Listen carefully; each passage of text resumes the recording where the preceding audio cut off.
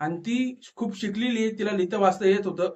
ती आमचे कामं करून देते. लिहिता वाचता येत नव्हतं म्हणून ती त्यांचं लिहायचं काम करायची. म्हणजे ते भिकारींचं पैसा होता त्यांच्याकडे, ते बँकेमध्ये भरायचे आणि ती लिहून द्यायची. तर हिचं नाव काय विचारण्यात आल्यावर आम्हाला काय तेवढं काय नाव माहिती नाही. जर भरपूर चौकशी केली, बऱ्याच भिकाऱ्यांबरोबर त्यांनी फोटो दाखवून चौकशी केली. बऱ्याच लोकांना ह्या जी मेलेली बाई आहे भिकारी, हिची काही ओळख होईना.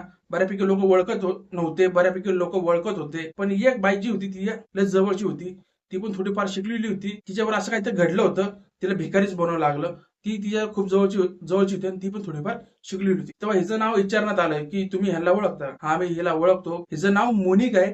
पण हिने तिचं खरं नाव कोणाला सांगू नको असं म्हणलं होतं.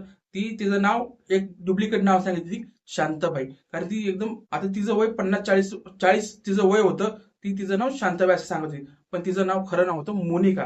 तेव्हा ते भिकारीने तिचं नाव सांगितलं